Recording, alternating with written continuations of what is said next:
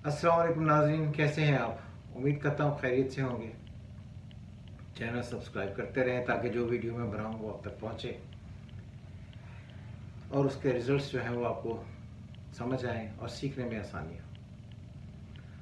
आज हमारा मौजू ये है कि दिशा सिस्टम जो इंडियन एस्ट्रोलॉजी में चलती है ये ज़्यादा एक्यूरेट है, इससे ज़्यादा अच्छी रीडिंग्स निकलती हैं, या ट्रांजिट सिस्टम जो है इससे ज़्यादा अच्छी रीडिंग्स निकलती हैं। मैं आपको वाक़या सुनाता हूँ। कुछ दिन पहले हमारे एक दोस्त हैं, बड़े मशहूर हैं, वो बहुत बड़े एक्टर हैं पाकिस्तान के। उन्होंने मुझे फ़ोन किया और उन्होंने मुझे कहा, जी मौज़ूम खान साहब आप एक ज़ायचा बना दें मेरा और मुझे रीडिंग्स दे दें। मैंने उनका ज़ायचा बनाया, उनको रीडिंग्स दे दी। और रीडिंग्स की जो हाईलाइट्स थी वो ये थी कि अभी आपका जो टाइम शुरू होगा इसमें आप पॉलिटिक्स को ज्वाइन करने जा रहे हैं और अभी पॉलिटिक्स आप ज्वाइन कर लेंगे। तो उन्होंने कहा, हाँ जी मुझे ऑफर्स हैं पॉलिटिक्स की, तो मैं पॉलिटिक्स ज्वाइन करने जा रहा हूँ, मगर मुझे ये बताएं कि मुझ पर दिशा कौन सी चल रही है। मैंने उसे कहा कि दिशा सिस्टम हम नहीं करते, तो हम अपना ट्रांजिट घुमाकर तो उससे फिर रिजल्ट देते हैं। तो उन्होंने कहा, ये कैसे हो सकता है कि आपने दिशा ना निकाली हो और आपने चार्ट बना दिया हो? दिशा के बगैर तो चार्ट बन ही नहीं सकता।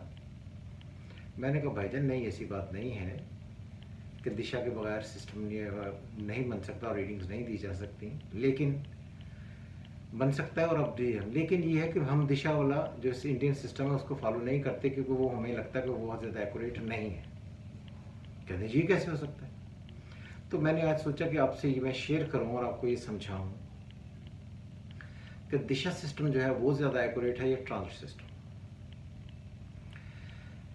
सबसे पहले तो ये कि तमाम लोग इस बात पर कंफ्यूज हैं कि जब तक कोई आदमी दिशा सिस्टम नहीं करता, यानी कि दिशा सिस्टम नहीं चलाता, महादिशा पर कौन से चल रही है, आपकी अंतर दिशा कौन से चल रही है, उसकी आगे से फिर प्रंतर दिशा कौन से चल रही है, अगर आप ये नहीं पढ़ते तो आपको एस्ट्रोलॉजी नहीं आ सकती और आप एस्ट्रोलॉजी से रिजल्ट्स नहीं निकाल सकते। पहली बात तो यह है कि ये बात अपने जहन में रखें कि इंडियन एस्ट्रोलॉजी की अपनी कई एक शाखें हैं। वैदिक एस्ट्रोलॉजी है, नाड़ी नजूम है, केपी एस्ट्रोलॉजी है, और इसी तरह उनकी जो दिशाएं हैं वो भी मुख्तलिफ दिशाएं हैं। जैसे काला चक्रा दिशा होती है, नारायणी दिशा होती है, उसके बाद विमशोत्री दिशा होती है, उसके बाद योगनी दिशा होती है। कई एक दिशाएं हैं मुख्तलिफ सिस्टम में मुख्तलिफ। तो जब मैं नेपाल में पढ़ता था तो मेरे जो गुरु थे डॉक्टर बालाराम उपाध्याय रेग्मी साहब, वो जब अपना सिस्टम बनाते थे तो उसमें वो योगनी दिशा चलाते थे और वो ये कहते थे कि योगनी दिशा क्योंकि विक्रम कैलेंडर ईयर पर बेस करती है, तो इसलिए ये दुनिया में सबसे ज़्यादा अच्छी इसके रिजल्ट्स आते हैं। इसीलिए अगर आप देखें तो जो इंडियंस हैं वो ये कहते हैं कि जो विमशोत्री दिशा है, विमशोत्री के रिजल्ट जो आते हैं वो दुनिया में सबसे ज़्यादा अलग है। इसलिए कॉन्फ्लिक्ट यहाँ पर डिफरेंट हो जाए और इसीलिए दिशाएं डिफरेंट हैं। ये बात याद रखिए, किसी भी दिशा जो है, जो हम दिशा सिस्टम कहते हैं, तो दिशा की इब्तिदा महादिशा से होती है। जी महादिशा चलिए आप पर, इसी तरह महादिशा में मैं आपको भी समझाऊंगा कि महादिशा के बाद सारी जो और दिशाएं चलती हैं वो कैसे। इंडियंस कहते हैं कि जब भी आपके पैदाइशी ज़ायचे में जहां मून हो, और मून की डिग्रियां देखें अगर आप, जैसे एस्ट्रोलॉजी का चार्ट एरीज से शुरू होता है, एस्ट्रोलॉजी कहते हैं एरीज से स्टार्ट होता है, 13.20 डिग्रीज में अगर मून हो तो फिर आप पर सबसे पहली दिशा जो चलती है वो उसका जो नक्षत्र का लॉर्ड है वो केतु बनता है, इसलिए केतु की महादिशा चलती है। इसलिए हर एक हाउस यानी कि 30 डिग्री का होता है, उसमें ऑलमोस्ट 2.5 दिशाएं चलती हैं। जैसे मैंने अभी आपको बताया कि मून इन अगर एरीज हो 13.20 डिग्री में हो तो सबसे पहली जो दिशा उस पर चलेगी वो केतु उसका लॉर्ड होगा और वही उसकी दिशा चलेगी। और उससे ये एडवांटेज होता है कि जैसे ज़िंदगी आहिस्ता आहिस्ता बढ़ती है दिशाएं निकलती आती हैं। जैसे सबसे पहले अश्विनी दिशा चलती है 13.20 डिग्री की, फिर 13.20 से आगे भरनी दिशा चलती है, इसी तरह फिर आगे वो चलाते हैं। अगर आप पर केतु की दिशा महादिशा है तो फिर केतु के बाद वीनस, फिर सन, फिर मून, फिर मार्स, फिर राहु, फिर जुपिटर, फिर सैटर्न, फिर मरकरी, और फिर इसी तरह केतु दोबारा घूम कर आ जाएगा। और ये दिशा का सिस्टम कभी तब्दील नहीं होता, इसलिए मुख्तलिफ ईयर्स दिए गए हैं जिनकी वजह से ये टोटल 120 साल का चक्र बनता है। तो इसके साथ वो दिशाएं को अपना लेते हैं और इसी लगा चलते हैं।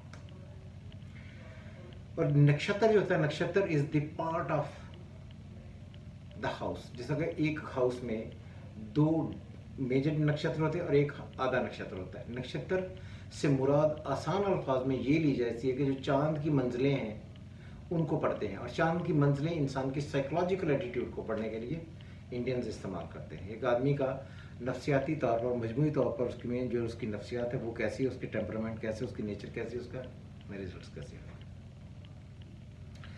यहाँ पर सबसे इंटरेस्टिंग बात यह है कि यहाँ तक तो ये हो गया कि ये सिस्टम यहाँ से शुरू होता है। अब ये बात भी याद रहे कि चांद का टाइम ऑफ बर्थ जो हम लेते हैं, आपका टाइम ऑफ बर्थ क्या था, 10:20 और 25 सेकंड। टाइम ऑफ बर्थ जो है वो बहुत ज़्यादा इम्पॉर्टेंट है इंडियन एस्ट्रोलॉजी में। और 99 लोग वो होते हैं जिन्हें टाइम ऑफ बर्थ याद नहीं रहता। जहाँ 5 बजे पैदा हुआ था, 6 बजे पैदा हुआ था, 6:30 बजे होते तकरीबन इसका टाइम था, लोग ये कहते हैं। जब आप टाइम में फ़र्क डाल देते हैं तो इसका मतलब ये हुआ कि आप जो टाइम कर रहे हैं उसमें डेज का फ़र्क चल पड़ेगा। अगर डेज का फ़र्क पड़ गया तो इसका मतलब ये हुआ कि आपकी रीडिंग्स में डेज का फ़र्क पड़ गया। अगर जब आपकी रीडिंग्स में ही फ़र्क पड़ गया तो आप इसको कैसे गिनेंगे। और ये बात भी याद रहे कि इंडियंस में भी इस बात को लेकर काफ़ी सारा फ़र्क है कि जब बच्चा माँ के पेट में उसमें रूह पड़ी वो टाइम ऑफ बर्थ है, जब बच्चे का दिल धड़कना टाइम शुरू हुआ वो टाइम ऑफ बर्थ है, या जब बच्चा दुनिया में पैदा आया ये टाइम ऑफ बर्थ है। इसको लेकर भी काफ़ी सारी कन्फ्यूजन्स है। तो इसी वजह से हम ये कहते हैं कि ये जो बहुत टाइम ऑफ बर्थ का बहुत ज़्यादा प्रॉब्लम है, इसको लेकर चीज़ें थोड़ी सी कंफ्यूज हो जाती हैं कभी ना कभी।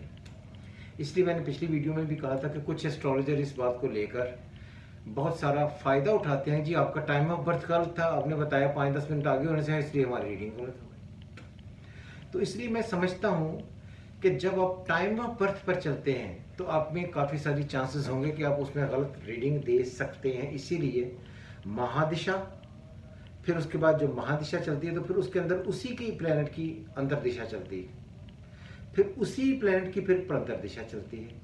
तो इसलिए ये सारी चीज़ें मिलकर एक कन्फ्यूजन क्रिएट कर देती हैं, जिस पर शर्त ये है कि पहले आप ये समझें कि जब बच्चा माँ के पेट में था तब जब उसमें रूह पड़ी ये टाइम ऑफ बर्थ है, इसको पहले लें। फिर जब वो उसका दिल धड़कना शुरू हुआ ये टाइम ऑफ बर्थ है, या जब वो बच्चा पैदा हुआ दुनिया में आया ये टाइम ऑफ बर्थ है। तो इसीलिए ये टाइम ऑफ बर्थ लिया जाता है जब बच्चा दुनिया में आया।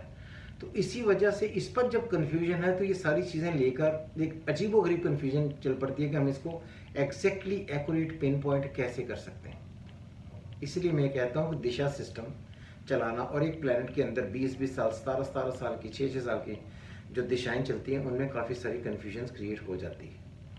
इसलिए दिशा सिस्टम ठीक होगा, मगर सिर्फ उनके लिए जब कोई बच्चा इस बात पर इत्तेफाक करने के बाद वो कब पैदा हुआ है, उसकी टाइम ऑफ बर्थ क्या थी, हमने उसका जन्म उसमें लिया कि सॉरी जब वो पैदा हुआ तब विद सेकंड्स अगर आप उसकी कैलकुलेट करें तो फिर ये जाकर रिजल्ट सच्चे हो सकते हैं, फिर ये एक्यूरेट हो सकती है। इतने सारे झमेलों में पढ़ने से बहुत बेहतर है कि आप एक सिस्टम को अप्लाई करें। जैसे हम पढ़ते हैं जी आपका ये दिन कैसा रहेगा, ट्रांजिट सिस्टम। अब आगे ट्रांजिट सिस्टम, जब आपका दिन कैसा रहेगा तो इसका मतलब ये है कि आपने सन भी देख लिया, आज का सन कहाँ पर है, आपने देख लिया मून कहाँ पर है, आपने जुपिटर देख लिया, अपने बाकी प्लैनेट्स देख लिए, और उनसे आपने एक कैलकुलेट किया कि आपका दिन कहाँ, आपका दिन कैसा रहेगा उस ज़ायचे में जब वहाँ पर आप पैदा हुए। तो जब आप उससे आज का दिन कैसा निकाल सकते हैं कि दिन कैसा होगा, उससे फिर आप ये भी निकाल सकते हैं आपका ये महीना कैसा होगा, और उससे फिर आप ये भी कैलकुलेट कर सकते हैं कि आपका ये साल कैसा होगा।